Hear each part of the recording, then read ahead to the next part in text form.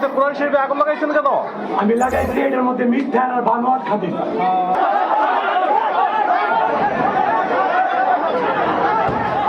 আচ্ছা, এটা বাকি পৃষ্ঠাগুলো একটু উল্টান তো হুজুর, যেগুলো ভালো আছে যেগুলো পড়ে নাই। কমিটির লোক আছে।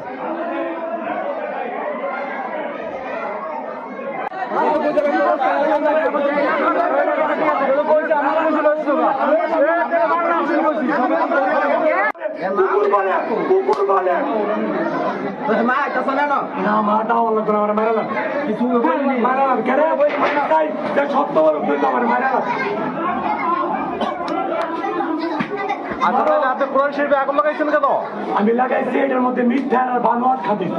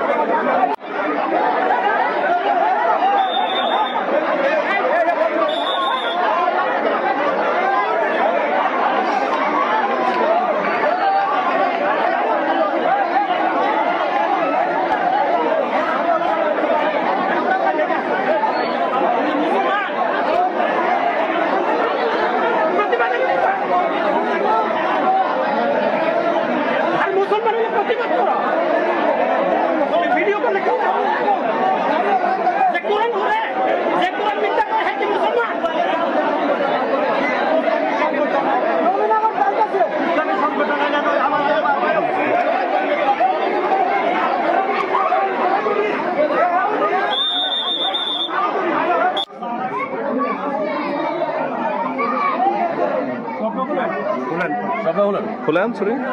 এই ছুরি দিয়ে সে কি করছে? এই সূর্যের সামনে রেখে কোরআন শরীফ আগুন লাগাইছে।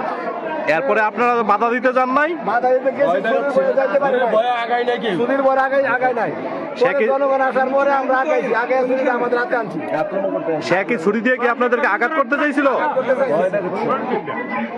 এখন সে জুম্মার নামাজের পরে সে কোরআন শরীফের মধ্যে আগুন লাগাইছে।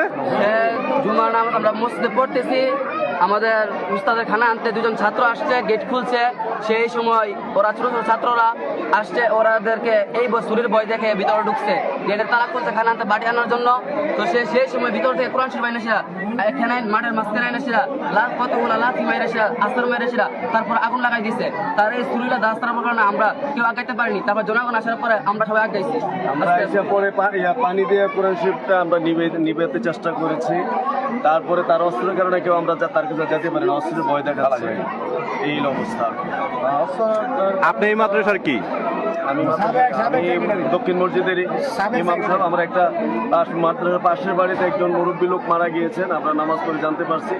ওনাকে আমরা দেখতে আসছি মৃত্যুবের থেকে। এসে শুনতে পারছি যে মাদ্রাসার মধ্যে এই বাইজিৎ কোরআন শরীফে আগুন দিয়েছে এবং অশ্লীল ভাষায় ছেলেপেলেদেরকে গালাগালি করতেছে। তার কাছে কেউ আসতে পারে না এবং ভয় দেখাচ্ছে অস্ত্র নিয়ে। তো তারপরে আমরা আসছি। বাইজিদের পিতার নাম কি?